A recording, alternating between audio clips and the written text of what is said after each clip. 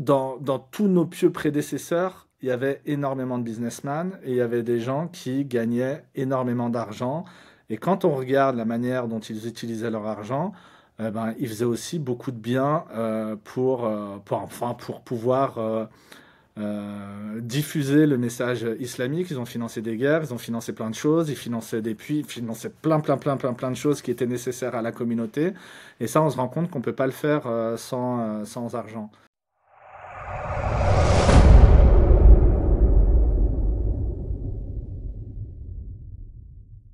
Salam alaikum, Hichem, comment il va? Hichem de Mizen. Alaykoum salam, Samuel. Ça va très bien, alhamdoulilah, et toi? Alhamdulillah. Donc nous sommes en compagnie d'Hichem, encore une fois, CEO de Mizen, je vous rappelle. Et on va encore continuer à parler de tout ce qui a trait à l'économie, à le rapport du musulman avec l'argent. Et je pense que c'est une excellente personne, Hichem, pour en parler. D'accord. En tout cas, j'aime beaucoup en parler avec lui et vous aussi vous aimez ça. Donc, on va continuer. Donc, épisode 3 après les startups, après la semaine dernière, on a parlé des cryptos aussi. Ça viendra. Ça viendra l'épisode. Je sais que beaucoup le veulent, mais ça viendra. Donc, on met les pieds dans le plat. C'est parti. Vas-y. Comment la vision islamique de l'argent diffère-t-elle, en gros, de celle du modèle capitaliste occidental? Je commence fort direct.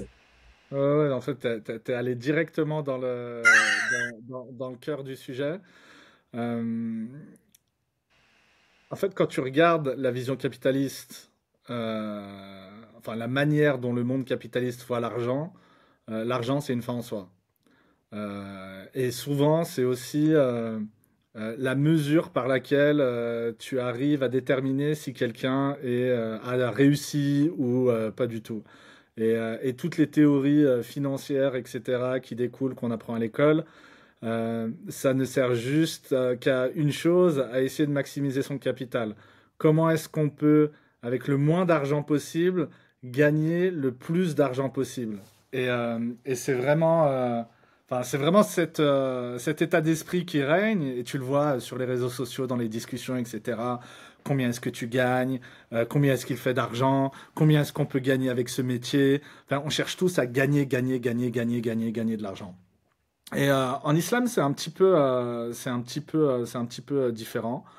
L'argent, c'est un moyen et c'est pas une fin. C'est aussi une sorte d'amana, de dépôt divin que tu dois utiliser à bon escient. Et gagner de l'argent, c'est pas forcément quelque chose qu'il faut fuir ou qu'il faut éviter. On n'a pas cette vision un petit peu disons, catholique de l'argent qui veut que un bon catholique, c'est quelqu'un de pauvre. Enfin non, un bon musulman, c'est pas forcément un musulman pauvre. Mais en revanche, faut toujours garder à l'esprit que bah déjà, d'une part, faut gagner cet argent de manière éthique. Faut pas le gagner en faisant des choses qui sont contraires à la religion. Et surtout, faut poursuivre des buts qui soient aussi éthiques. Vouloir s'occuper de sa famille, c'est très bien. Vouloir faire du bien autour de soi, essayer de supporter sa communauté, vraiment la communauté musulmane dans un premier temps, mais aussi toute la communauté humaine, donc le monde entier, essayer de faire du bien à son entourage.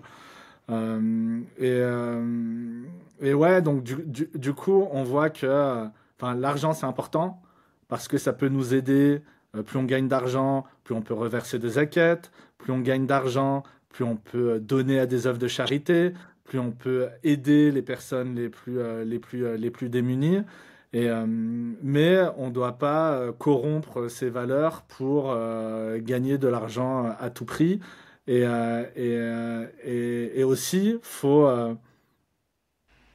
rappeler le fait qu'on n'est pas obligé, surtout pas obligé de se corrompre pour pouvoir gagner de l'argent. Aka, le loup de Wall Street.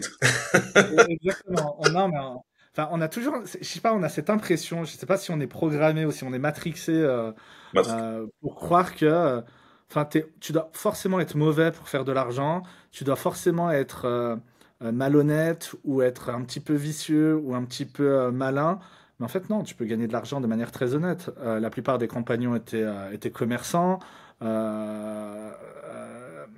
Enfin, dans tous nos pieux prédécesseurs, il y avait énormément de businessmen et il y avait des gens qui gagnaient énormément d'argent. Et quand on regarde la manière dont ils utilisaient leur argent, ben, ils faisaient aussi beaucoup de bien enfin, pour pouvoir diffuser le message islamique. Ils ont financé des guerres, ils ont financé plein de choses, ils finançaient des puits, ils finançaient plein de choses qui étaient nécessaires à la communauté. Et ça, on se rend compte qu'on peut pas le faire sans argent.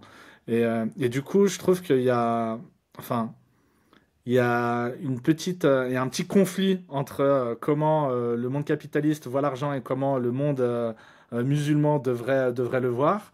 Mais malheureusement, il n'y a rien qui est complètement séparé. Tu vois, c'est jamais ni noir ni blanc et Mhm. les deux mondes coexistent.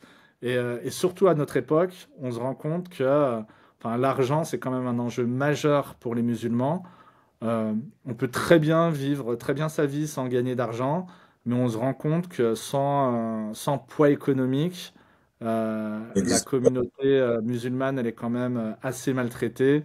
Je pense, j'ai pas besoin de donner d'exemple, mais on a juste à allumer la télé, regarder les réseaux pour voir enfin, comment on est considéré. Et si on avait un vrai pouvoir économique, je te garantis que le discours serait pas le même. On a un pouvoir économique, hein, mais dans la dépense. Non, mais en fait, on a un pouvoir, on a un super. Attends. Ah, on le sent, hein. Tout le monde nous sort des théories du grand remplacement. Par contre, à chaque Ramadan, c'est les mille et une nuits dans tous les supermarchés de France. Partout où tu vas, tu as du halal, halal, halal, halal, halal. Même des restaurateurs qui sont pas musulmans fournissent du halal, enfin proposent de la viande halal parce que du coup, ils savent que c'est bon pour le business. En fait, en réalité, on a un vrai Ouais. pouvoir Et là, le d'achat pouvoir. et on a un vrai poids. Le problème, c'est que on s'en rend pas compte. Enfin, si, Justement, ça ramène la deuxième question. Quel ouais, rôle va jouer l'intention, la NIA, dans la gestion de la finance personnelle? Parce que je pense que c'est ça, parce qu'il y a de l'argent, mais je pense qu'il est mal géré aussi. je pense qu'il est super mal. Ouais, je pense que ça dépend. Ça dépend. Après, je pense Bon, qu'il y a oui, il vraiment. y a ceux qui gèrent bien, mais en majorité. Écoute, moi, enfin, je Attention de ne pas pense. balancer quelqu'un, hein. Attention. Non, la seule personne que je peux balancer, c'est moi-même. Je balancerai pas, je balancerai jamais les autres. Mais, je pense que quand tu grandis dans un environnement peut-être modeste, et que tu grandis dans un environnement où tu n'as pas d'éducation financière, en fait, enfin, c'est super bizarre parce que ce monde t'incite à aller gagner un maximum d'argent, mais une fois que tu as cet argent, tu sais pas quoi en faire. Et du coup, après, tu as certains caractères, certains types de personnes qui, eux, enfin, tu vas les voir depuis tout petit. Tu vas les voir tout petits, ils vont toujours réussir à mettre de l'argent de côté. Ils vont avoir 3 francs 6 sous, mais à 10 ans, ils ont déjà un pactole, tu vois. Ils ont plus d'argent dans leur tirelire que toi sur ton compte. Et t'en as d'autres qui vont dépenser parce que l'argent, ça a toujours été un traumatisme. Et quand t'en as manqué, dès que t'en as, bah, juste t'as envie de te faire plaisir parce que t'imagines que enfin, tu l'as mérité. Et puis, il y a aussi plein d'autres mécanismes qui sont hyper complexes. On est euh, tout le temps bombardé de messages commerciaux, Ouais, c'est vrai. tout le temps tenté d'acheter telle chose ou tel truc, tout le temps envie d'avoir les dernières baskets, les dernières chemises, le dernier machin. Enfin, résister à ça, c'est pas si simple que ça maintenant avec Si on les t'a pas réseaux appris, sociaux, ouais. etc. C'était plus simple, moi, quand j'étais plus jeune, parce que si j'allais pas en ville faire les magasins, bah, finalement, j'avais pas de tentation, j'étais tranquille. Alors que là, il y a tout qui est à disposition de ton téléphone. Donc ouais, enfin, et puis aussi, euh, sans aller dans un délire complotiste, la société, enfin, on est dans une société de consommation, et qu'est-ce que ça veut dire? Ça veut dire que la société, pour se développer économiquement, elle a besoin que tu consommes. Donc en fait, elle s'en fiche que tu sois un investisseur, elle s'en fiche que tu sois un entrepreneur. Ce qu'elle veut, c'est que ton argent, tu le dépenses et que tu fasses tourner l'économie. S'il y a que très peu de personnes qui maîtrisent cette machine et qui, eux, s'enrichissent, ça pose pas de souci. Tout le monde n'est pas obligé de s'enrichir. Mais ce qu'ils veulent, c'est que la majorité puisse consommer. Et du coup, tu le vois dans tout. Euh, T'achètes un téléphone, un an plus tard, il est obsolète. Enfin, tout ce que tu achètes, ça ne dure plus aussi longtemps, que ce soit un frigo, une machine à laver, quoi que ce soit. Et donc, quand tu fais pas attention à ça, bah oui, le réflexe, t'as besoin de quelque chose. Déjà, tu vas l'acheter. T'as quelque chose qui se casse. Ton réflexe, c'est d'aller en acheter un nouveau, parce que le faire réparer, ça coûte plus cher que la réparation, ou ça te coûtera peut-être 50% du prix d'un truc neuf. Moi, j'ai eu l'exemple il n'y a pas longtemps. On a eu le sèche-linge qui est tombé en panne. La personne arrive, voilà, nous fait un devis. Elle te dit, ah bah oui, pour le réparer, 600 balles. Ah, 600 balles. Je veux bien, mais dans ce cas-là, je vais aller en racheter un autre. Tu vois, je suis plus très loin d'en acheter un neuf. Et en fait, c'est tout ça qui te pousse à consommer. Et eux, ils te reprennent l'ancien, tu vois, ils le remettent en marche. C'est tout un truc. Ouais, après, ils le récupèrent. Je pense qu'il y a deux coups de clé, et puis il remarche super bien. Enfin voilà, je pense que c'est vachement compliqué. Et surtout, enfin, je trouve qu'on a des objectifs qui sont un peu trop primaires quand on parle de l'argent. Première chose, c'est gagner de l'argent. Ok, d'accord, ça c'est pas mal. Et ensuite, m'acheter des choses, me faire plaisir. J'ai envie d'aller en vacances, j'ai envie de m'acheter telle et telle chose, j'ai envie de m'acheter telle voiture, j'ai envie de m'acheter tel gadget. Alors qu'on devrait avoir un petit peu enfin, des objectifs un petit peu plus structurants et un peu plus intelligents. Pourquoi est-ce qu'on gagne de l'argent? Qu'est-ce qu'on va faire avec cet argent? Quel est le bien qu'on peut faire avec cet argent? Comment est-ce que je prépare mon avenir? Comment est-ce que je m'assure que cet argent, je peux l'investir pour être un petit peu plus indépendant d'un système? Est-ce que j'ai vraiment besoin de m'acheter le dernier iPhone 16, je pense qu'on est au 16 là, 1500 balles, ou peut-être que c'est plus intelligent de m'acheter des actions iPhone. Enfin, il y a toute cette réflexion que l'on n'a pas, et c'est normal parce que déjà de base personne n'est éduqué financièrement, donc c'est pas juste les musulmans qui sont Ouais, dans ce c'est. cas, mais en plus, enfin enfin en tout cas quand tu regardes les vagues migratoires musulmanes en Europe et particulièrement en France, c'est pas des personnes qui venaient enfin de classes sociales très aisées. Donc souvent enfin moi j'aime Ah bien, ben les riches, ils restent au bled, hein. ouais, les riches ils ont rien à faire de venir ici. Du coup c'est des réfugiés économiques qui découvrent, qui commencent à gagner de l'argent. Et là au bout de deux trois générations, tu commences à avoir des frères et des sœurs qui commencent à gagner beaucoup d'argent, et là se pose véritablement la question de, mais en fait, qu'est-ce que je fais de mon argent? Mais Pourquoi est-ce justement, que je le mets là? Est-ce euh, que je consomme? justement, Hichem, comment, parce que ça, c'est comment travailler son rapport à la consommation dans un monde qui est dominé par le crédit et la dette, parce que malheureusement, beaucoup de personnes sont touchées par ça. Des fois, sans s'en rendre compte. Moi, c'est affolant ce que j'entends des fois. Des personnes machallah, qui gagnent très très bien leur vie et qui sont dans ce monde-là, mais ils savent pas en fait.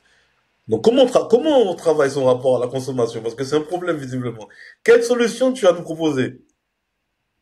Franchement, je pense que, enfin, euh, enfin, si tu regardes enfin, moi, le b.a-ba de la finance islamique et le b.a-ba de la finance personnelle, c'est quoi? C'est comment tu gagnes ton argent, comment tu le dépenses, donc en consommation, comment tu l'investis, et grosso modo, comment tu finances tes projets. En fait, tu fais que ça avec l'argent. Enfin, tu fais que ces quatre choses. Donc, déjà, première règle, comment est-ce qu'on gagne son argent? Il faut que ce soit halal, etc., ce soit bien. Et de toute façon, si tu as un revenu qui est pas licite, il n'y aura pas de baraka dedans. Donc, tu peux faire ce que tu veux, ça va partir dans tous les sens. Et ça. Enfin, tu Cartage de continueras. bras. Exactement, tu construiras rien de bien avec. Donc déjà, la première chose, c'est déjà d'avoir un revenu licite et de s'assurer qu'il est vraiment licite et que ce soit vraiment important. Faut mieux gagner 1 000 € de manière halal qu'en gagner 10 000 euh, de manière illicite. Sinon, ce serait trop facile. La deuxième chose, la consommation, en fait, c'est super. Enfin, je pense qu'il faut conscientiser l'argent qu'on gagne et l'argent qu'on dépense, et aussi avoir bien à l'esprit que autant on va être jugé sur chaque euro qu'on aura gagné, mais autant on va aussi être jugé sur chaque euro qu'on va dépenser. Et tout est fait pour que tu ne fasses pas attention à ça. 1 € par-ci, un prélèvement par-là, un machin par-ci, un abonnement par-là. Des fois, tu sais même plus où sont tes abonnements. Des fois, tes abonnements, tu n'arrives même pas à les désabonner, à les arrêter. Tu les arrêtes, ils te les continuent. Ils veulent pas t'interrompre tes abonnements. Et du coup, tu as plein de petits paiements que tu fais comme ça avec quelque chose qui est très sournois. Comment dire, notre carte bancaire. Parce que on tournait tous avec du cash, enfin, t'as de l'argent dans la poche, tu sors un billet, tu sais qu'après t'as plus le billet, tu sais que t'as juste des pièces, tu sais qu'il y a quelque chose qui est parti. Là, avec la carte, ça devient, enfin, Pendant que tu dors. Pendant que tu dors, ça part. ah oui, mais tu peux te dépenser tellement d'argent sans t'en rendre compte. À moins que tu aies tout le temps le nez dans tes comptes, ça peut partir super vite. Et moi, j'ai remarqué, enfin, moi, j'ai été très acheteur, pas compulsif, Compulsif? mais plaisir. Non, Presque? non, le plaisir. J'aimais bien me faire plaisir. Enfin, je me dis, écoute, enfin, du moment que tu fais rien de mal, t'as le droit de kiffer un petit peu la vie. Et je me suis rendu compte, enfin, à partir du moment où tu commences à faire chauffer ta carte bleue, tu rentres dans, enfin, autant tu peux ne pas l'utiliser pendant 3 semaines, autant le jour où tu l'utilises, là, tu vas à fond. Posé. On Ouais, dirait que tu travailles. on dirait que tu te rattrapes. Et sans avoir vraiment conscience de combien est-ce que tu dépenses. Donc ça, faut vraiment, enfin, je pense que c'est un effort de tous les instants. Et moi, ce que j'essaye de faire, euh, enfin, après, je sais pas si c'est une bonne chose, mais moi, à chaque fois que j'ai un achat à faire, je me dis toujours, est-ce que j'en ai vraiment besoin? Je suis Ou est-ce d'accord. que c'est juste parce que ah, ce pull, il est bien, ah, ce truc, cette veste, elle me plaît, ah, elle est cool, c'est une bonne affaire, ah, bah tiens, j'en cherchais une comme ça. Mais Pour pas le mettre au finalement, final, hein. je te Pour le jure, mettre une fois comme ça. Et c'est vrai je en te plus, hein. jure. Non, mais tu sais que je me suis dit maintenant, enfin, chaque fois que j'achète un truc, j'enlève un truc. Je me dis, j'achète un pull, j'enlève un pull. Soit je le donne, enfin, je fais beaucoup de choses comme ça. Et je fais ça depuis quand même pas mal d'années. Mais même comme ça, enfin, là, par exemple, j'en parlais justement avec ma femme il y a 2, 3 jours. J'ai 5, 6 pulls que j'ai jamais mis, alors que c'était l'hiver, le machin, le truc. Et je lui dis, mais en fait, bah, je vais m'en débarrasser parce que ça sert à... 80-20. 80-20. Ça Exactement. s'applique même aux vêtements. On met Ouais. 20%, il y a 20% des vêtements, on est toujours avec. Je te jure, c'est vrai. Je te jure, c'est C'est un vrai. truc de fou. Il y a des vêtements, je sais pas pourquoi, c'est notre kiff, c'est le vêtement qu'on va garder, qu'on va porter. Il y a des choses qu'on peut avoir qui sont super bien, hein. On les met pas. Mais il y a des choses, le pantalon, t'as un pantalon, tu l'aimes, c'est celui-là que tu vas avoir. Tu as, je sais Mm. pas moi, t'as un t-shirt ou une chemise, il y a des, mais comme je crois que cette théorie, elle fonctionne. Et t'as Ouais. dit un truc intéressant tout à l'heure. Et moi, je pense que c'est à partir de là qu'on commence à changer un petit peu d'état d'esprit. C'est que si tu veux vraiment, t'es sous l'eau et que tu veux vraiment t'en sortir, t'as dit un truc intéressant, faut faire ses comptes. Parce que quand tu reprends tous les petits trucs que tu paies, en fait, moi, ça m'arrive au moment de ma vie, c'est que je dis, mais attends un moment, je gagne bien ma vie. Et je dis, mais attends, mais comment je me retrouve dans le rouge à la fin? Je dis, je dois pas me retrouver dans le rouge. Et quand tu prends au détail tous les trucs, Ah ouais, tu vois les choses en fait. Et tu te dis, et quand tu règles ça, il y a une sacrée différence. Je peux te dire, tu vis bien. Exactement, exactement.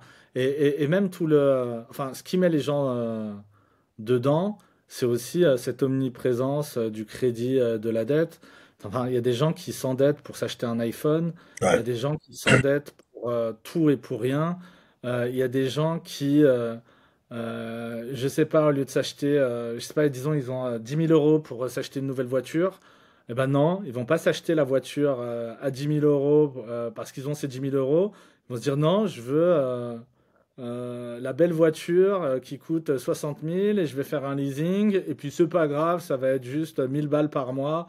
C'est bon, je peux me le permettre. Mais en fait, tu accumules toutes ces traites, toutes ces échéances. Et c'est ça aussi qui te fait surconsommer. Parce qu'en réalité, si tu n'avais pas accès à ce crédit ou à cet endettement, ben en fait, tu vas pas te l'acheter ton Q7, hein. Tu vas t'acheter, tu vas tourner en 205 parce qu'il y a que la 205 que tu peux te permettre.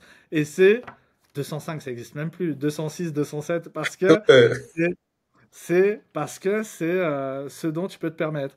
Et ça, pour moi, c'est une bénédiction pour les musulmans. Il y en a beaucoup qui vont dire, ouais, mais on n'a pas de crédit à la consommation, comment est-ce qu'on peut faire? Ben, en fait, tant mieux. Si on n'a pas de crédit à la consommation, eh ben, tu vas pas t'endetter pour consommer. Et du coup, tu vas Ouais, devoir faire les choses de manière bien plus intelligente. Oui, ça peut poser des problèmes au quotidien, mais en réalité, tu es dans une gestion qui est beaucoup plus saine de ton argent. C'est-à-dire que quand tu as besoin de quelque chose qui coûte tant, bah peut-être que tu vas épargner pendant telle durée pour pouvoir te l'acheter à la fin. Et à la fin, quand tu l'achètes, t'as pas de dette, t'as rien du tout, c'est à toi. Si tu peux plus, si t'en as plus besoin, tu peux le vendre, tu peux faire ce que tu veux, enfin, tu te débrouilles, mais t'as pas une dette qui court et il n'y a pas un mécanisme comme ça un petit peu sournois qui te pousse à vivre au-dessus de tes moyens. Enfin, ouais, c'est vrai. et pour accéder à cette dette, tu es obligé de vivre dans tes moyens et ça, c'est très bien. Et tu sais, au sein de la communauté, il y a ce côté aussi de m'as-tu vu, de montrer aux autres, tu vois, C'est de pas se que la communauté, enchérir. tout le monde. Je te jure, c'est pas que la communauté, c'est tout le monde. Ah, ben, on a un petit truc en plus. On aime bien montrer, on aime bien, même si on dit toujours aïn, aïn, aïn, tu vois, mais on aime bien aussi, tu Ouais. vois. Il y a des gens qui aiment bien parce que ces sociétés, c'est vrai, mais à ce côté aussi, certains, on va dire, c'est là où l'éducation financière est importante, c'est que il y a des gens qui feront pas ça, qui pourront acheter des grosses voitures, mais quand ils sont en capacité de pouvoir acheter des grosses voitures. Mais souvent, Exactement. c'est le petit gars, même tu vois, tu te dis, mais comment il achète la voiture, tu vois? Parce que ben c'est des crédits et dans la communauté il y a beaucoup de gens qui font des crédits pour des voitures mais ça vaut pas le coup en fait et souvent des jeunes qui sont chez les parents qui travaillent mais s'ils avaient cumulé cet argent-là en se mariant plus tard à 25 ans voire peut-être 30 ans certains resteraient longtemps chez les parents mais t'imagines les sous qu'ils auraient parce qu'il y a des jeunes qui travaillent depuis 20 ans hein, même voire avant et je peux te dire que ils placent cet argent-là à 30 ans ils sont libres financièrement. Euh, il y en a qui il y en a qui le font, il y en a qui sont assez intelligents pour le faire tout de Ouais, suite. Mais tu parles de voiture, mais il y a pire que ça. Enfin, il y en a, ils ouais, vendent juste leur collection de baskets. Il y a 50 000 euros dans leur collection de baskets. ouais. Enfin, tu as vraiment des trucs leurs habits, leurs pulls, leurs machins, leurs chaussures. Enfin, il y a vraiment de l'argent qui est dépensé en masse pour des choses qui finalement ne servent pas à grand-chose. Et après, c'est peut-être parce que voilà, on passe cette étape, on gagne un peu d'argent, on a envie de se faire plaisir. Ça peut, enfin, si ça reste une étape, ça reste une étape. On a le droit de se faire plaisir. Enfin, c'est bien. Mais, euh, mais si les gens comprenaient à quel point vraiment l'argent c'est important, je sais pas, au lieu de s'acheter, enfin, au lieu de s'acheter je sais pas, la dernière belle BM par exemple, bah, achète-toi une Peugeot, mais avec tout ce qui reste, achète des actions BM et tu verras, ça va te rapporter de l'argent. Et quand tu vas voir tous tes potes courir pour acheter la dernière BMW, bah toi tu vas être content parce qu'indirectement ça va te faire gagner de l'argent vu que tu Ouais. auras des actions. Et ça c'est un truc qu'on n'a pas suffisamment, Mais enfin, moi, je pense que c'est tout question d'apprentissage. Et aussi, euh, la difficulté avec la consommation, c'est le mal de notre époque. C'est-à-dire que quand tu consommes, euh, tu te fais plaisir tout de suite. C'est T'as une ça. satisfaction qui est immédiate. Euh, Quand tu investis ou quand tu épargnes ou quand tu essaies de monter tes projets, en fait, tu refuses de, enfin, tu renonces à cette petite dopamine de consommation immédiate pour quelque chose qui est ultérieur et un peu plus long, qui est peut-être dans 1 an, 2 ans, 5 ans, 10 ans, tout dépend de tes projets. Et ça, c'est quelque chose, enfin, c'est pas un comportement qui est encouragé par la société actuelle dans laquelle Ah, on vit. surtout pas. Ouais, Surtout ça pas. demande beaucoup de discipline pour pouvoir tenir ça. Et du moment qu'on est dans des environnements, enfin, si tu es dans un environnement où tu as que des personnes qui réfléchissent comme ça, c'est super simple. Mais quand tu es dans un environnement où tout le monde veut la dernière montre, enfin, le dernier tout, bah, du coup, ça devient un petit peu compliqué parce que avoir cette belle montre, ça devient un statut social. Avoir cette voiture, ça devient un statut social. Avoir cette maison, c'est un statut social. Avoir la dernière belle cuisine, avoir le... Putain, il y a même des histoires de... avoir le dernier, c'est quoi le robot là qui fait à De manger tout seul? cuisine ou Thermomix ou iPhone, Voilà le maintenant tous les trucs comme ça qu'on entend. J'étais dans un groupe et il y a des potes qui avaient envoyé, je pense qu'ils ont lancé un nouveau robot, le Thermomix, il y a pas très longtemps. Et il y avait une sorte de présentation, tu vois, un peu en mode Tu peux voir. notes, etc. Euh, les sœurs, elles étaient névrosées, hein. C'était vraiment un fan club, tu vois. Elles en pouvaient plus, elles criaient, machin. En fait, même pour un robot, tu arrives à créer un engouement et une consommation excessive. C'est ouf. Ah non, mais c'est un truc qui, et tu vois, et c'est ça qui fait ça. Tu vois, l'engouement qu'il y a Mm. fait que quand ce shoot de dopamine collectif là, eh ben ça crée quelque chose dans le cerveau. Et la raison, ben elle est plus là la raison. Et c'est vrai ce que tu dis. En fait, quand tu prends, j'ai vu une phrase qui disait que si tu prends un enfant qui est idiot d'une famille de riches, il deviendra riche.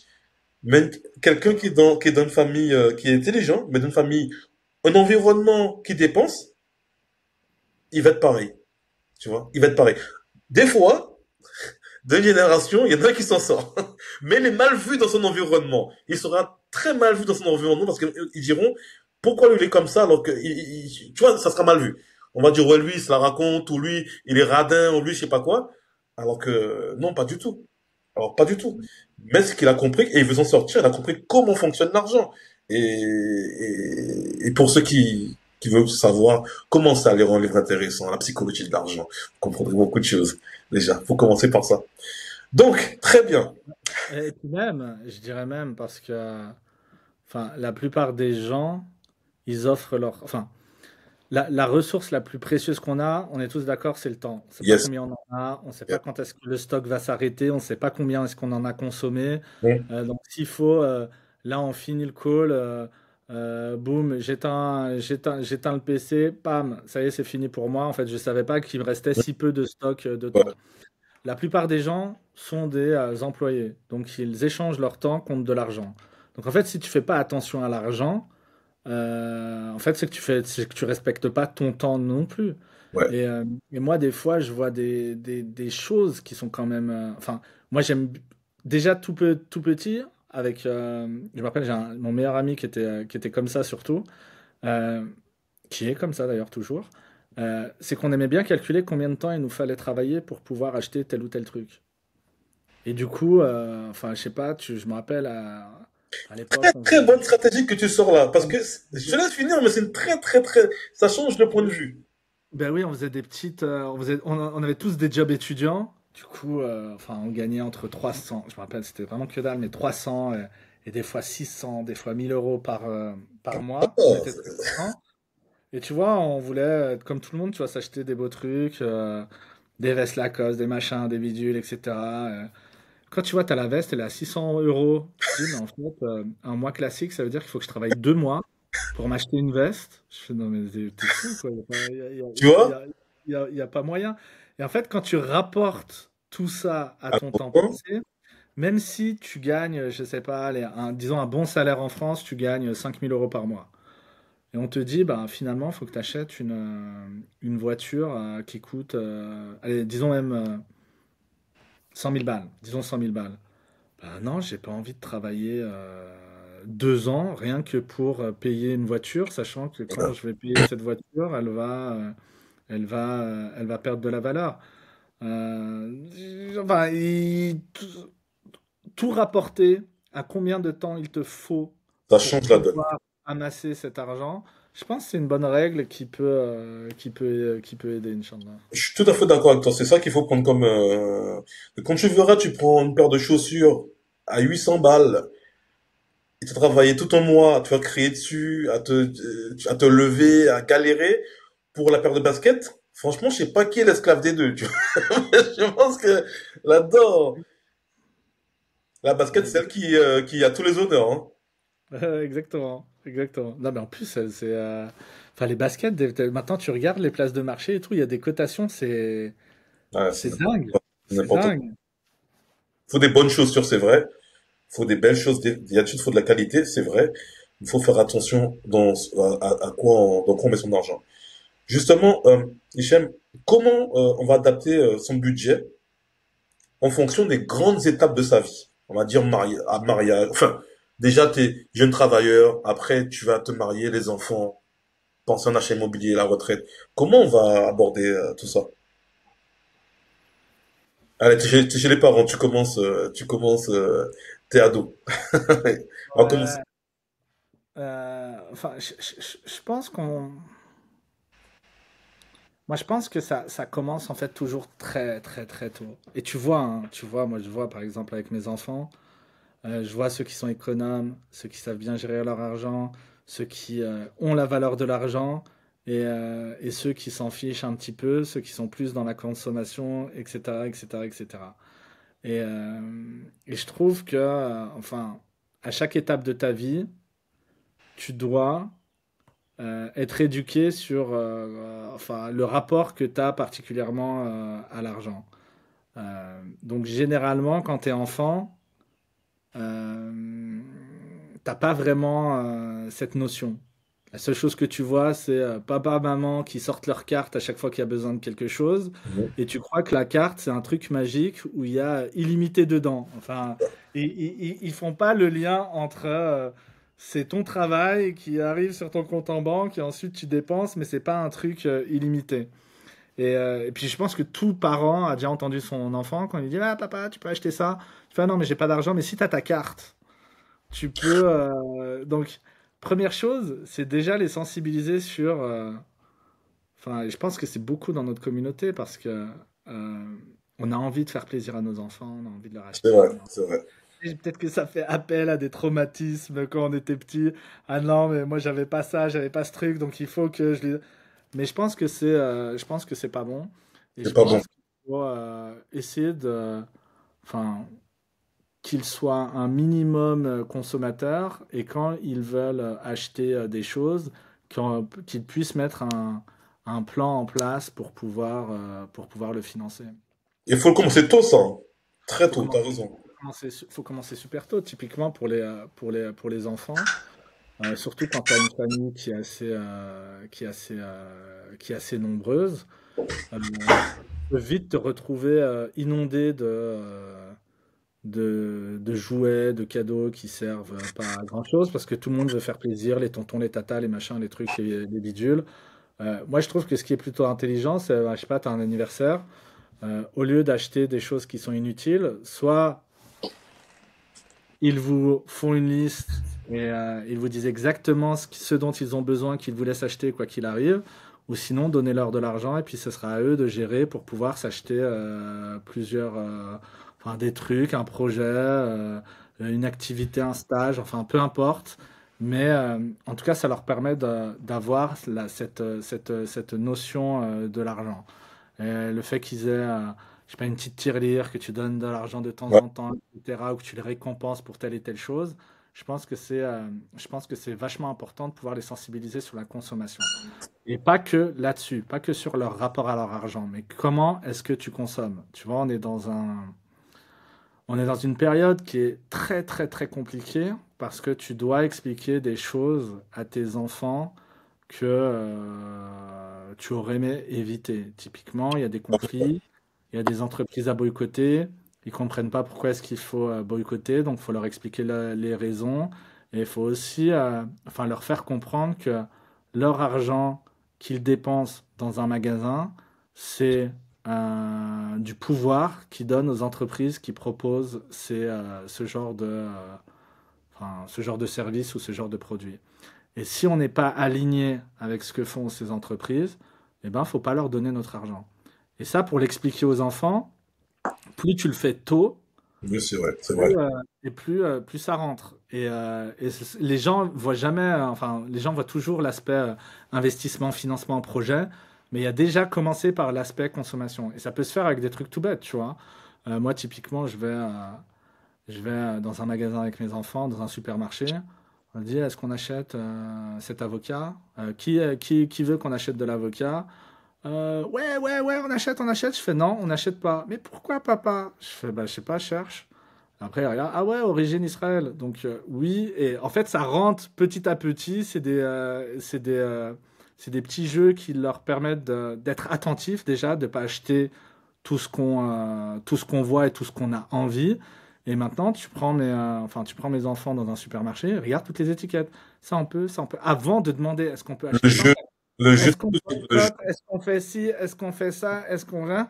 Et on leur explique. Et par contre, ce qui est incroyable avec les enfants, c'est que tu leur donnes la règle, après, enfin, ils dérogent pas, tu vois. Il n'y a pas moyen de déroger. C'est La règle, vraiment c'est la règle. une chose. Fais gaffe à toi. Non, mais c'est-à-dire que si même toi, tu prends un truc sans faire exprès parce que tu as oublié, ça peut arriver, eux, ils le repèrent tout de À suite. l'ordre. Ouais. C'est arrivé plusieurs fois, tu vois. Donc ça, enfin, je pense la première chose, leur apprendre à consommer et surtout leur apprendre à ne pas acheter tout et n'importe quoi. Enfin, moi, enfin, même si c'est un achat qui semble insignifiant, si je trouve qu'il sert à rien, j'explique à mes enfants pourquoi est-ce que ça sert à rien, quel est le raisonnement derrière tout ça. Et généralement, ils comprennent, donc ça, c'est déjà plutôt une bonne chose. Après, il y a comment est-ce que enfin, quand tu commences à être adolescent et à passer les 16 ans, il y a comment est-ce que tu gagnes de l'argent. Et quand tu gagnes de l'argent, bah, du coup, enfin, ça, je pense que c'est une bonne école aussi parce que bah, déjà, ça demande de l'effort. Eux, ils se rendent compte que finalement, l'argent, c'est pas un truc. Il n'y a pas un arbre à argent qui pousse quelque part dans le jardin et qui te donne des sous. En fait, tu dois vraiment galérer, tu dois supporter parfois des choses pas terribles au boulot pour pouvoir le gagner. Et quand ils passent par cette étape-là, bah, généralement, ils réfléchissent à deux fois avant de le dépenser, avant de l'investir. Et je pense que tout le game, il se trouve dans comment est-ce que euh, comment est-ce que tu utilises ton argent à bon escient pour faire des choses qui te seront utiles à toi, soit ici-bas, soit dans l'au-delà. Parce que je sais que tu es très focus sur l'investissement, mais en fait, on oublie l'investissement dans notre au-delà. C'est pour ça que c'est moyen, hein. C'est un moyen aussi. C'est pour ça que c'est moyen. Oui, je C'est pense que c'est un un peu. moyen de, aussi d'investir. Et encore, en général, quand tu as de l'argent, déjà, tu peux investir beaucoup dans le-delà, tu vois. Il y a un effet multiplicateur qui est énorme. Donc, Exactement.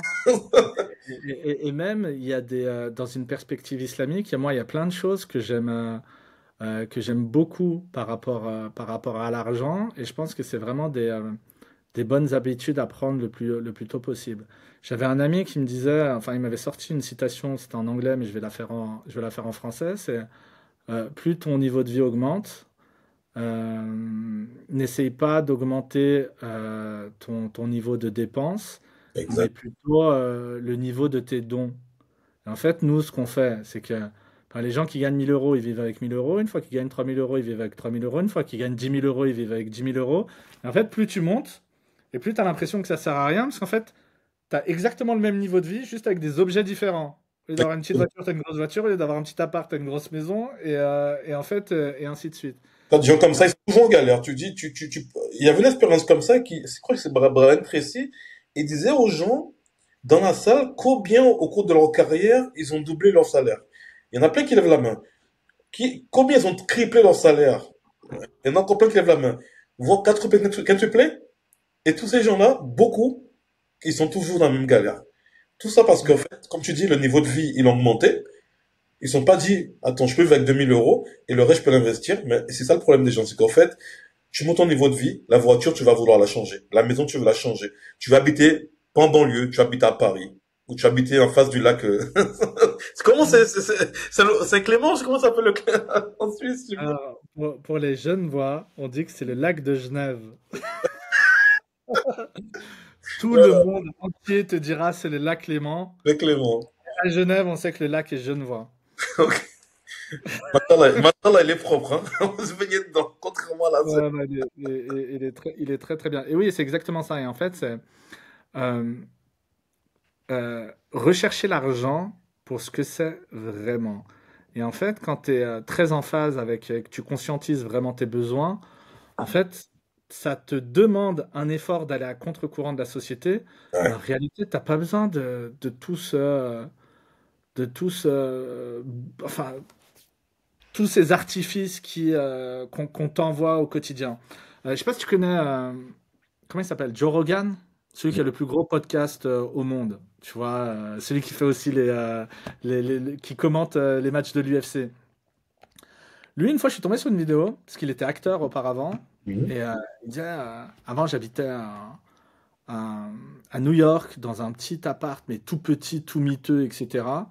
Et après, quand j'ai eu mes premiers cachets, je suis allé habiter, tu vois, du coup, à Los Angeles, dans une grande baraque, avec la piscine, avec tout ce qu'il faut, machin, etc.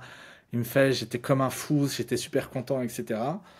Et après, le mec, il est millionnaire, hein, il est multimillionnaire. Il fait, mais en fait, un mois plus tard, il Mhm. faisait plus attention à la piscine, au jardin, au machin, au truc, aux 12 000 chambres qu'il a dans sa maison. Et ce qu'il disait, j'ai bien aimé, c'est en fait, il me disait ça me faisait juste, j'avais exactement la même sensation que ce que j'avais dans mon petit appartement à New York. En fait, j'avais juste l'impression d'être à la maison. Et combien de fois on a acheté quelque chose, on est super content, ou des fois on l'a attendu hein, pendant 6 mois, 8 mois, ah je le veux, je le veux, je le veux. Mais en fait, une fois que tu l'as, à partir du moment où tu l'as acheté, t'en as plus rien à faire et ça devient insignifiant la chose. Donc, je pense que c'est. Comme le chat et la pelote de laine. Il la chope pas, il est content. Dès qu'il la chope, il joue un peu, après c'est bon. Tu vois? Exactement, il joue un peu, plus rien à faire et il passe à autre chose. Et je pense que, enfin, nous en tant que musulmans, il faut vraiment enfin, on est là on n'est pas là pour kiffer. Tu vois, notre but, c'est pas faire un maximum d'argent et puis mourir avec, ou kiffer la vie toutes les 2 secondes et ne rien faire de sa vie. On est là pour construire quelque chose et pour passer un examen final. Et en fait, comment est-ce qu'on peut passer cet examen? En essayant d'être au service de sa communauté, en essayant de faire du bien à sa communauté, en essayant de faire des bonnes actions. Et du coup, nos actions économiques rentrent dans ce cadre-là. Quelles sont les bonnes actions que je peux faire d'un point de vue financier? Et subhanallah, il y a beaucoup, beaucoup, beaucoup, beaucoup de choses à faire. Et avoir déjà rien que ça en tête, en fait, c'est important. Quand tu inculques à un enfant que, ouais, tu peux t'acheter, je sais pas, ce paquet de bonbons, alors que tu en as mangé des tonnes, des bonbons comme ça. Enfin, Et après les dents, faut payer les dents. ouais, tu vas kiffer sur le moment, mais finalement tu t'en fiches. Alors que peut-être que cet argent, tu peux le donner, je sais pas, à la personne qui est sans domicile fixe, qui est à côté du kiosque où tu vas acheter ton paquet de bonbons.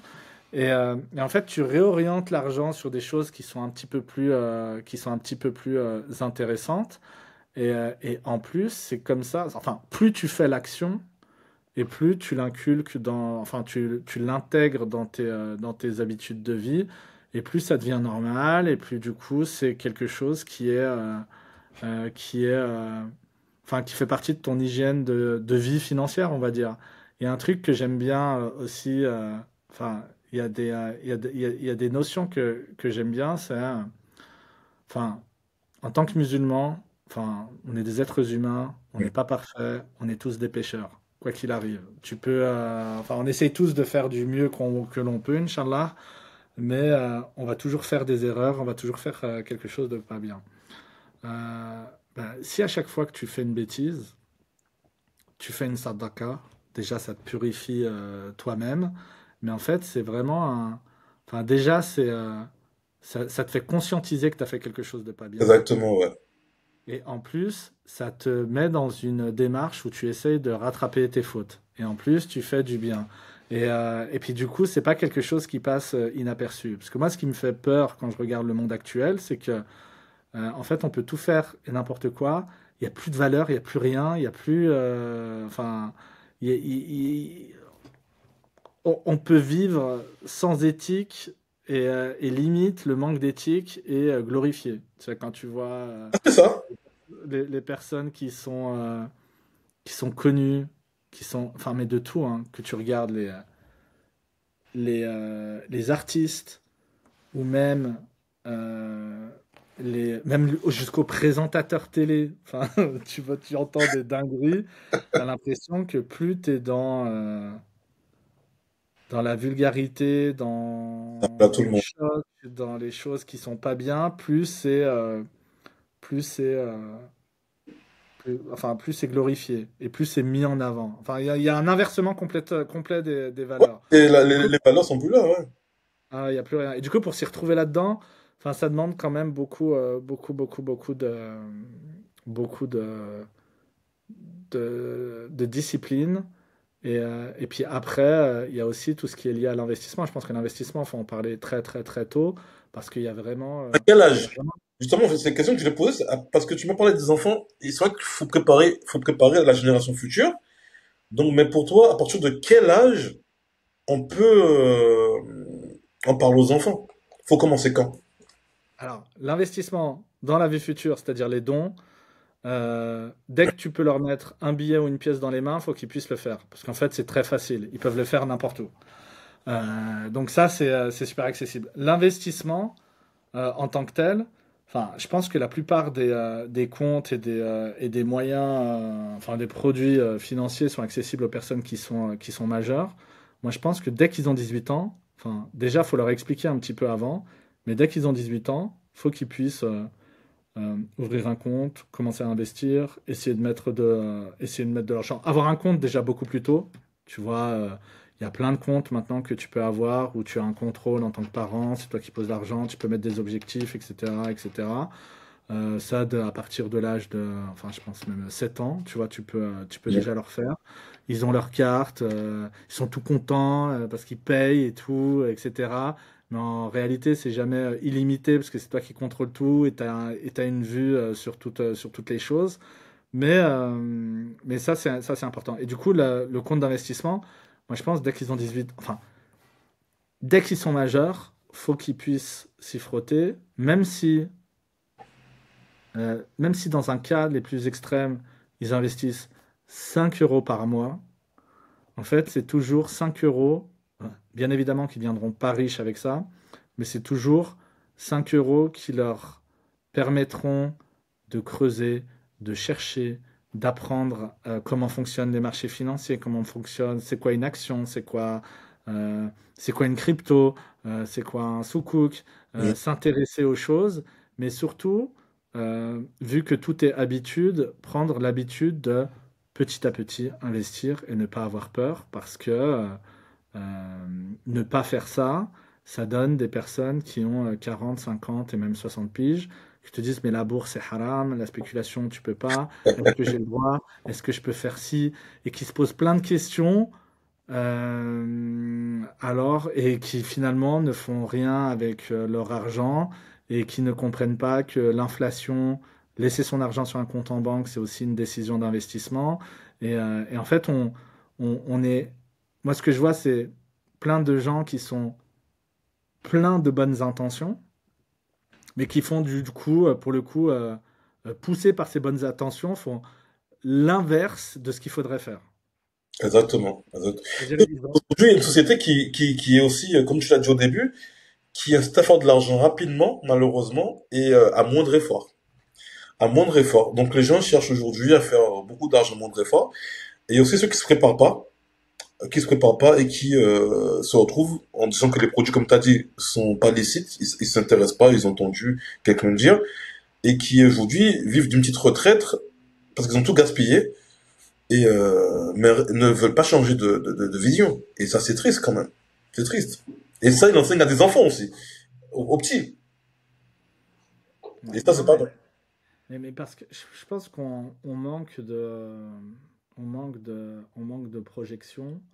Et moi le premier, parce que on est toujours. Enfin, t'as les gens qui sont super optimistes, qui vont se dire, ouais, écoute, moi je peux risquer, et puis après, il faudra juste que je puisse faire un bon coup à un moment donné pour pouvoir rattraper toutes les choses et pour pouvoir me mettre bien. Mais en réalité, la vie, elle elle Comme ça, fonctionne ouais. pas comme ça. D'autant plus quand tu as des revenus, enfin, quand tu es salarié et que tu as des revenus stables, plus tu arrives à planifier tôt et à penser à ta retraite, et plus normalement tu t'en sortiras bien, parce que si tu commences à planifier ça à 20 ans ou à 18 ans, dès que tu commences à toucher tes premiers euros, bien évidemment que ce sera plus facile que si tu commences à le faire à 40 ans, même si tu gagnes 10 fois plus à 40 ans. La Enfin, ça, différence, c'est elle est énorme, ouais. les intérêts composés, pas intérêts dans le sens Rendement, parce que, ouais, effet rendement boule de neige, parce que rendement les gens. composé, ouais. C'est vraiment ultra puissant. Et moi le premier, parce que enfin, même en ayant fait des études de finance, moi j'ai pas été éduqué financièrement, donc j'ai fait pendant C'est ça qui est longtemps. marrant, t'as vu? C'est ça qui est marrant, hein. Hein? C'est ça qui est marrant. Des fois, on peut comprendre que quelqu'un dans la finance et trucs, c'est qu'il y a des gens qui travaillent dans des banques, des fois. Subhanallah. Moi, je suis vois, On est j'étais dans la fou. restauration. J'arrivais, j'entends les bonnes nanas qui parlaient, mais qui galéraient à partir en vacances. Je dis, ouais, mais je peux partir, là, au Maroc, tu vois, vite fait, Marrakech, j'ai pas d'argent. Je dis, attends, un petit séjour, un petit week-end, t'as pas 200 euros, faire un petit, non. Eh ben, tu vois, ils doivent te gérer, te conseiller là-dessus. Et c'est ça qui est marrant, en fait. Oui, parce que en fait, ça veut rien dire. Tu sais, tu Mais peux nous, avoir tu peux avoir un doctorat en finance, je te jure, hein, tu peux avoir un doctorat en finance et ne pas savoir gérer ton argent. C'est des compétences qui sont complètement différentes. Et tu peux ne pas être allé à l'école, ouais, vraiment avoir arrêté l'école à 13 ans et à être un boss des boss à gérer ton pas bien. argent. Il y en a, subhanallah, ils l'ont de manière naturelle et instinctive. Environnement. Et il y en a, ils l'ont pas. Comme moi, de manière naturelle, je l'avais pas. Mais c'est quelque chose que tu peux apprendre. Et c'est en fait, c'est des petits. Enfin, tout dépend des objectifs que tu as dans ta vie. Tout dépend de ce que tu veux faire. Tu sais, on est resté très macro, investir, etc. Mais en fait, à chaque étape de la vie, tu as des choses que tu veux faire. Ça peut être, par exemple, euh, t'es adolescent et enfin, il y a toujours cette idée de projection. Enfin, si tu vis la vie comme un animal, c'est-à-dire que tu vois juste la journée qui est devant toi et tu vois pas ce qu'il y a le lendemain, c'est un petit peu compliqué. Mais si tu te projettes et que tu commences à avoir des projets, eh ben, moi je vois des ados, enfin moi j'ai une fille qui est ado. euh, Elle, son objectif, c'est quand elle sera à l'université, elle veut aller étudier un an au Japon. Mhm. Et en fait, elle est déjà en train de faire tous ses plans pour pouvoir économiser, pour machin, pour truc. Elle compte même pas sur nous, hein. Même pas elle nous a mis dans l'équation. Mais elle s'est dit, alors dès que je pourrai bosser, je vais travailler là-dedans, je vais mettre de côté, puis après je vais faire ça, et puis je vais aller faire ci. Et en fait, ça, c'est quelque chose, c'est bien parce que finalement, c'est pour tes études. Et là, on parle d'un truc à l'étranger, mais ça peut être un jeune qui veut faire une école de commerce, quelque chose, enfin, une formation qui est payante. En fait, il peut se projeter dans les premières années de sa vie qui sont comment est-ce que je me forme pour ensuite mieux réussir dans la vie plus tard. Après, tu as des étapes qui sont vachement importantes dans notre vie. Tu as toujours l'étape du mariage. Le mariage, enfin, je te parle pas de la fête où tu es obligé d'inviter 300 personnes et de t'entêter pour le faire, même si ça fait un très beau souvenir. Mais bah, tu dois te marier, tu dois trouver un appart, tu dois le meubler, tu dois faire des choses, tu dois. Enfin, des fois. Enfin, il y a plein de choses qui arrivent, il y a les enfants qui arrivent, il faut pouvoir y penser, il faut pouvoir anticiper, etc. Donc, c'est un budget en lui-même. Dans la vie d'un musulman, il y a des choses qui sont très importantes. Par exemple, le Hajj, comment est-ce que tu fais pour le financer? Surtout maintenant, au prix où il coûte, c'est pas aussi simple que ça. C'est C'est aussi clair. un autre projet que tu peux pouvoir faire. Il y a des pays où être propriétaire de son immobilier, ça peut faire du sens parce que du coup, ça peut t'alléger la charge une fois que tu seras plus tard à la retraite. Par exemple, la France. Est-ce que je veux m'acheter une maison? Comment est-ce que je peux m'acheter une maison? Est-ce que je dois épargner avant pour avoir un petit coussin de sécurité ou une petite avance pour pouvoir ensuite avoir un endettement qui soit minimum, endettement halal bien sûr, je précise, etc. Et surtout, enfin la fin de vie, tu vois, la fin de vie, Ouais. Là, on est en ça, train ça se de prépare, parler. ouais. Exactement. Et puis, enfin, tu sais jamais ce que te réserve la vie. Peut-être que du jour au lendemain, enfin, tu vas partir. Peut-être que du jour au lendemain, tu vas être handicapé. Peut-être que du jour au lendemain, tu vas avoir une très grosse épreuve. Enfin, tu ne sais jamais. Mais partons sur un scénario positif. Il y a un jour où tu seras à la retraite, tu seras vieux. Donc, pour comment dire, te réinventer, c'est peut-être un peu plus compliqué. Et peut-être que là, c'est le moment justement de te reposer, te concentrer sur ta religion, vraiment être bien. Et Mais faut bien pour. c'est pas une période de ta vie où tu as envie de soit avoir des problèmes d'argent, soit devoir dépendre d'autres personnes, tu vois. Et surtout qu'il y a des gens, ils ne peuvent dépendre de personne. Tu vois, il y a de plus en plus de personnes qui se marient pas, qui restent célibataires, même dans la communauté, qui font pas d'enfants et qui adoptent un petit peu cette vision de la société où on peut tout faire tout seul et on a besoin de personne. Mais le jour où tu es vieux, tu as besoin de monde quand même et tu as besoin Ouais. d'avoir Tout le prévu. monde, et tu vois la différence, et faut le demander aux vieux. Euh, Ouais. je me pose une question, pour terminer, une question d'actualité avec tout ce qui se passe en ce moment.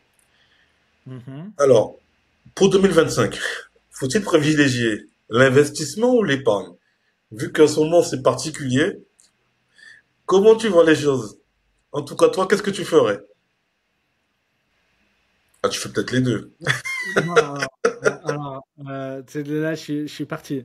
Définis-moi l'investissement et définis-moi l'épargne. En gros, si tu veux, l'investissement, c'est tu vas avoir des actifs là. De l'argent va travailler, ton argent va travailler.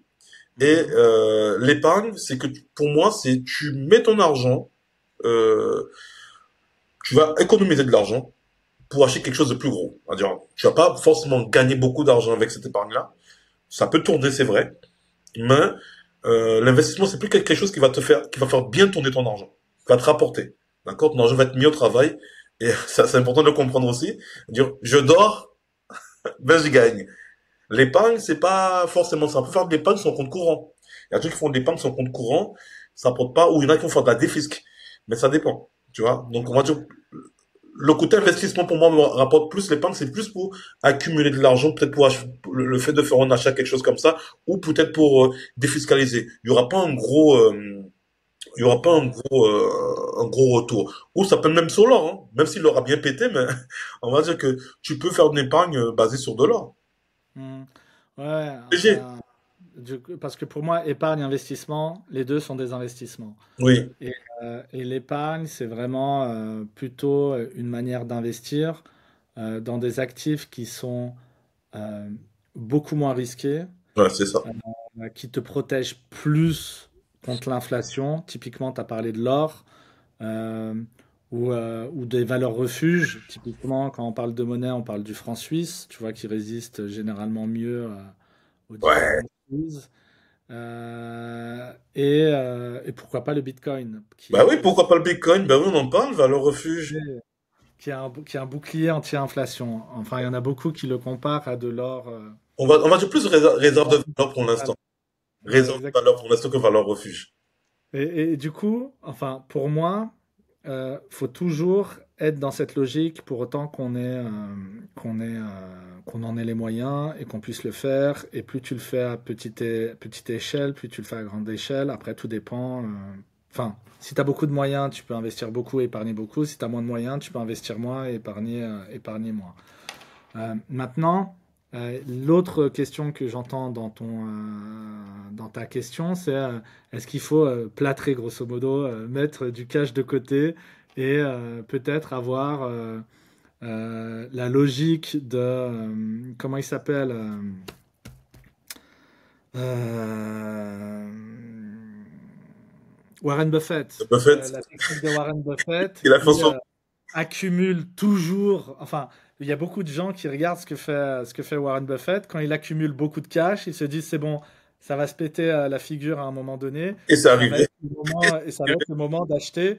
Et ça aussi, ça peut être une logique. Moi, ce que je pense, c'est que dans tous les cas, enfin, dans tous les cas de figure, faut toujours essayer d'avoir un peu de cash pour juste essayer de te dire, voilà, si t'arrive n'importe quoi, tu tiens 6 mois. C'est ce qu'on appelle les fameux fonds d'urgence. Tu vois, tu as ta petite réserve d'urgence, tu perds ton taf, tu perds quoi que ce soit, ou même si tu es entrepreneur, tu te fais un accident, tu peux plus travailler, peu importe.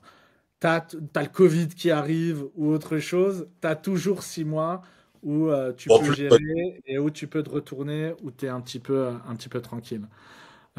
Maintenant, dans la période actuelle où on est, je pense que mettre proportionnellement, enfin une plus grande portion de son argent de côté. J'aime pas trop juste le cash parce que pour moi le cash tu perds juste de l'argent, tu vois, surtout quand c'est de l'euro, mais dans des actifs très liquides, tu vois, ça peut être,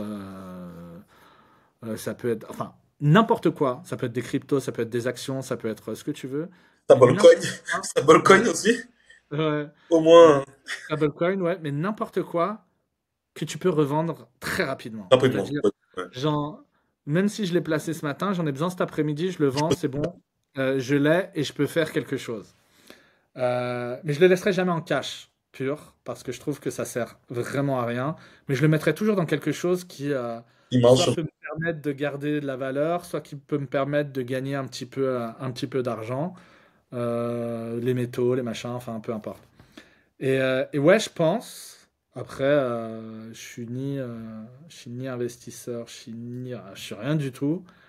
Euh, mais je pense que les gens qui gagnent vraiment, c'est ceux qui, lorsque les opportunités arrivent, peuvent se permettre de mettre un billet sur tel ou tel actif. Et le Ouais. but, c'est d'acheter les actifs le moins cher possible. Maintenant, disclaimer. Ça ne veut pas dire que les marchés vont se péter la gueule. Enfin, on n'en sait rien, il n'y a personne qui a une boule de cristal.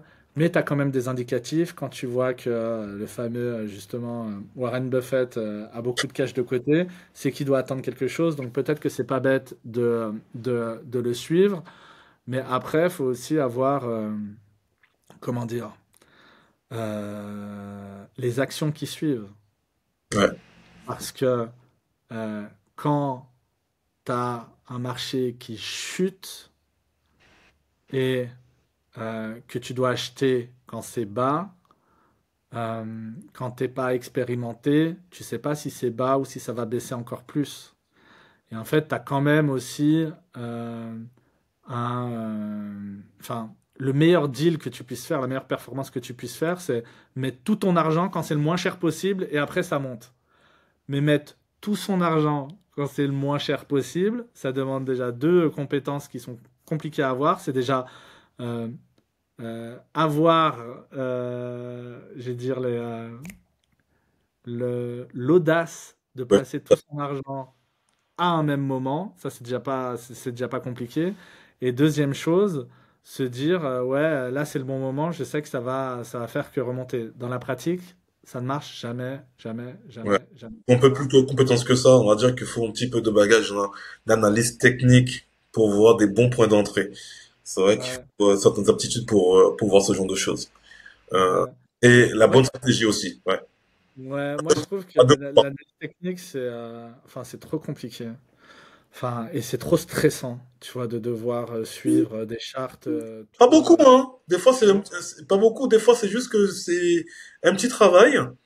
Mais je parle pas de vraiment d'être devant le graphique tout le temps, non. Des fois, il suffit de 5 minutes par jour, tu rates ton truc, tes positions que tu as eues, 5 minutes par jour, c'est suffisant.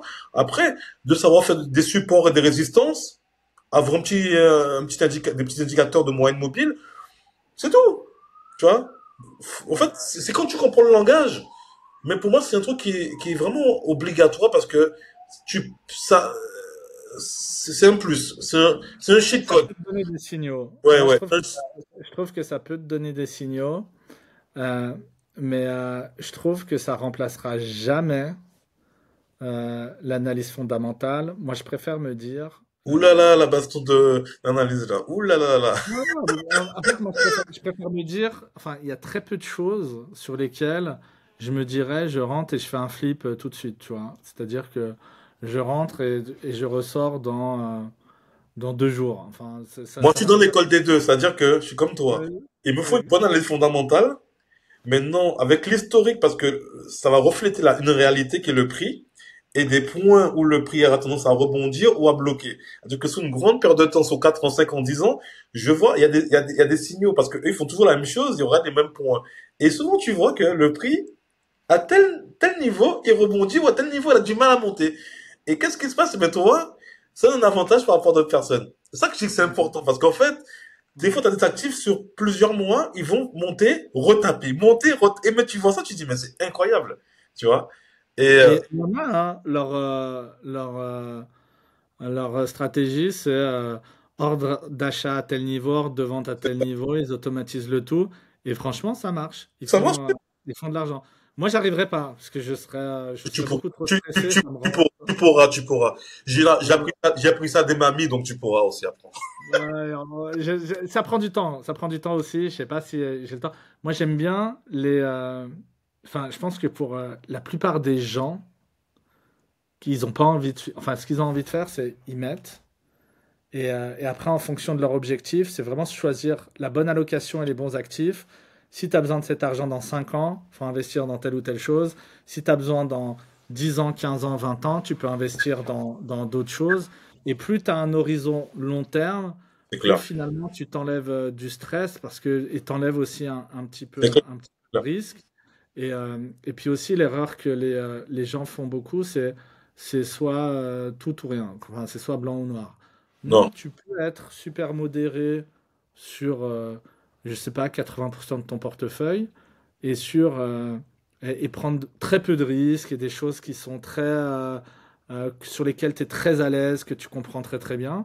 Et sur 20%, si tu veux, tu peux faire la tête brûlée et puis aller sur des trucs super risqués, t'amuser, puis faire du day trading et puis faire ce que tu veux. Mais de toute façon, tu apprendras des choses et ça te permet enfin, de grandir aussi un petit peu financièrement.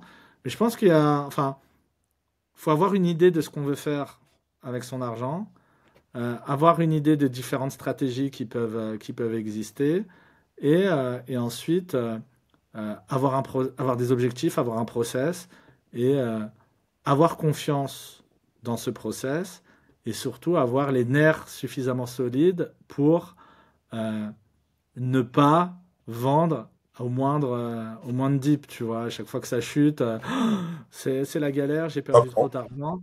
Enfin, il faut juste avoir confiance et se dire, si tu crois en cette valeur, dans 2 ans, elle aura certainement remonté. Et puis du moment que tu ne vends pas, tu ne perds pas.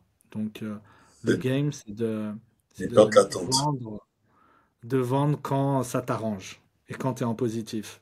Et après, mais même, hein, même ça, en fait, je pense que c'est vraiment la psychologie le plus important. Le Parce que plus important, c'est la psychologie, parce que tu peux faire ce que tu veux, si tu sais pas faire vendre au bon moment ou acheter au bon moment, ben, mais même en bull run, hein, ben, tu sais, quand t'as les, pas ce dernier, mais ceux d'avant, enfin, les gens, ils prenaient Des groupes. 20%, 30%, 50% dans une journée. Et c'était pas assez. Les Ouais, gens, ils voulaient faire du x10, x20, x30. Et en fait, du coup, ils attendaient. Et puis après, ça retombait. Alors qu'en fait, mais tu fais 20% dans une journée. Mais c'est magnifique. Et du coup, tu as aussi l'inverse. Autant les gens, ils ont des réactions très irrationnelles quand ça chute. Et autant après, ils sont beaucoup trop gourmands quand ça monte. Donc, c'est faut exactement être froid, je pense. ça que moi j'ai toujours, et tu viens de le dire, moi je suis toujours aux gens des choses simples, de se former et de pas rester tout seul. Parce qu'on est tout seul, on fait des erreurs qu'on ne ferait pas en groupe, parce qu'il y aura toujours quelqu'un qui va te dire, non, non, réfléchis, c'est pas ce qu'il faut faire. Mais ça, c'est super important, le groupe, plusieurs cerveaux, plusieurs compétences pour avoir les meilleures décisions à prendre. Il faut jamais s'isoler parce que, en fait, des fois, on peut penser qu'on a beaucoup de décisions, mais quand on a des gens qui sont comme toi, qui sont formés, qui comprennent les choses, je pense que à partir de là, tu ne feras pas n'importe quoi parce que tu auras beaucoup d'idées qui vont venir, des gens qui vont dire non, non, moi je le fais pas maintenant parce que il y a ceci, il y a cela. Il faut dire, faut prendre des profits. C'est ça le plus gros, c'est pas en fait dans l'investissement, c'est surtout moi je suis dans la crypto, c'est la prise de profit. Là, c'est catastrophe. Il y a des gens qui montent à 6 chiffres et qui vont descendre, qui peuvent descendre à 4 chiffres. Et après, ils n'arrivent plus parce que du coup, ils vont Voilà. rester comme ça à vie jusqu'à ce que ça remonte aux 6 chiffres, tu vois. Enfin, il y en a beaucoup pour à qui c'est arrivé avec le XRP qui se le sont coltinés ces 7 dernières années. Et puis là, il a commencé à bien aller Et tout le monde. ouais, juste il n'y a pas très longtemps. Et ça, c'est super juste. En fait, c'est vraiment important d'être entouré, Ouais. encore plus quand tu enfin, quand tu sélectionnes tes assets, quand tu sélectionnes tes cryptos, quand tu sélectionnes tes actions. Pourquoi? Parce que déjà, si tu es avec un groupe qui est, disons, à peu près au même niveau d'éducation que toi, en fait, c'est-à-dire qu'il y en a plein qui vont pouvoir apporter des pépites. Ah bah tiens, j'ai découvert ça, est-ce que vous connaissez ci, est-ce que vous connaissez ça? Non, je connaissais pas, mais qu'est-ce qu'ils font? Ils font ça, ça, ça, ça, ça. Moi, j'ai décidé de rentrer à temps. Et en fait, du coup, quand tu fais confiance aux personnes, tu peux bénéficier un petit peu de leurs recherches. Et du coup, en Exactement. fait, c'est quelque chose qui se multiplie. C'est-à-dire que toi, tu as peut-être le temps de rechercher 3 cryptos, l'autre 3 cryptos, mais si vous êtes 10, ça veut dire que ça fait 30 Bon cryptos que vous panier, pouvez ouais. utiliser. Et puis du coup, là, tu peux commencer bien à t'amuser. Et puis surtout, ce que j'aime bien, enfin, moi, je suis dans certains groupes. euh, Quand j'ai pas le temps, et j'ai pas le temps en ce moment depuis longtemps d'ailleurs, mais en fait, il y a toujours ce groupe qui te donne un pouls du marché.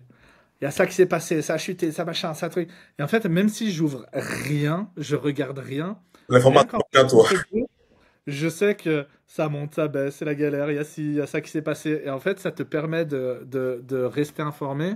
Et l'autre truc que je trouve aussi super important, c'est bien aussi de faire des cohortes, enfin des groupes de personnes qui sont à peu près au même niveau. Parce que si tu mets un mec qui a un portefeuille de 500 000 ou d'1 million avec quelqu'un qui a un portefeuille de 2000 balles, c'est pas la même chose. On peut pas parler des mêmes choses. Mais si tu mets 10 personnes qui ont toutes les 10 le même portefeuille, la même taille de portefeuille, etc., et ben là, il y a vraiment un échange de connaissances et un échange de bons procédés qui peut se faire. Et toujours avoir des plus avancés, des moins avancés. Ça Mhm. aide et les moins avancés parce qu'ils bénéficient des plus avancés, mais aussi les plus avancés parce que du coup, en Ils vont réviser les transmettant, bases.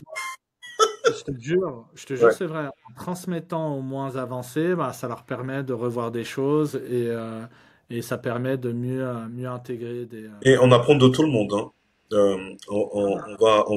On va finir là-dessus, mais je pense que euh, on a appuyé sur le groupe, mais c'est vrai qu'on apprend de tout le monde. Prenez ça en compte, on apprend de tout le monde.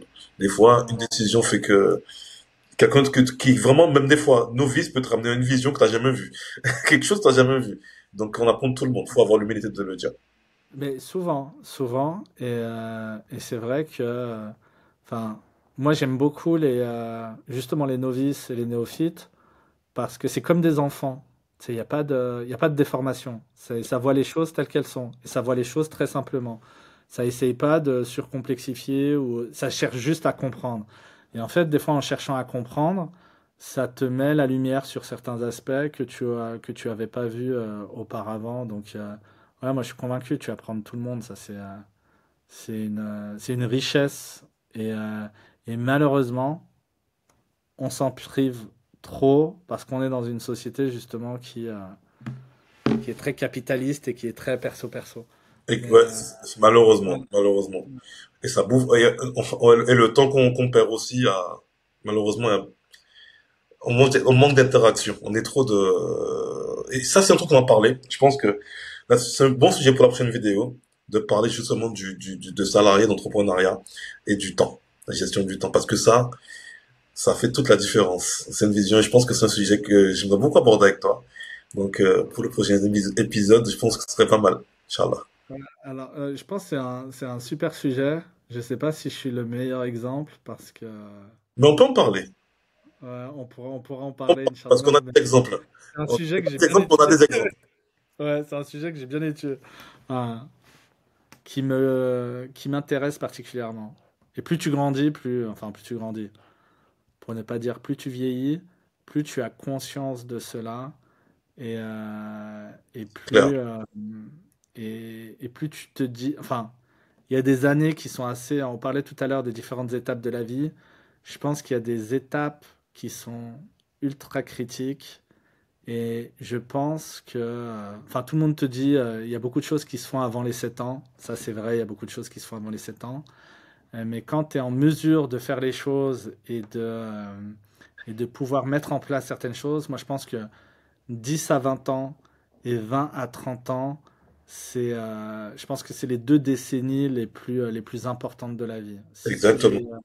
Ouais. Si tu les investis correctement, euh, Le reste, ça va être cool, hein. Inch'Allah. le reste, ça va être bien.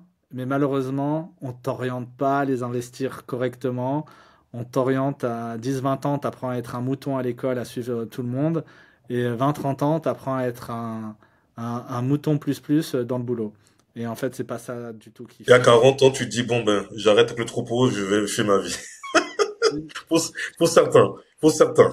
Et je te jure, il y en a plein, bah, il y en a plein qui se réveillent après. Enfin, c'est pas pour rien que tu as les burn-out à partir de 30 ans, tu as les changements de carrière à partir de 30 ans, tu as les gens qui sont en perte de sens à partir de 30 ans.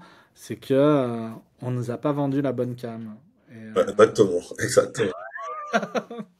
En mais tout cas, du coup, on aura l'occasion d'en discuter une prochaine fois, pour Inch'Allah. Aklo, fait que Hichem, c'est toujours intéressant de discuter de ça et je pense que le prochain sujet va être super intéressant. Là, je vais me permettre de râler un peu. J'aime bien le sujet parce qu'il faut éveiller les gens par rapport à ça. Donc, on pourra, il y en a qui seront d'accord, qui seront pas d'accord. C'est quelque chose d'assez peut-être clivant, mais au moins, on aura on sera pas, je pense qu'on sera peut-être du même côté, je sais pas, mais, mais il y aura On pas un verra. détracteur, peut-être un détracteur, je sais pas, mais, faudra en parler. Bon, Aklo, fait qu'Hichem, je te remercie pour cet échange encore formidable et on se dit à très bientôt. Ok? On Ben, fait comme ça? merci à toi pour l'invitation, une fois de plus, toujours un plaisir. Et puis, on se parle à très vite, Inch'Allah. Salam alaikum wa rahmatullahi wa barakatuh. Allez, comme ça.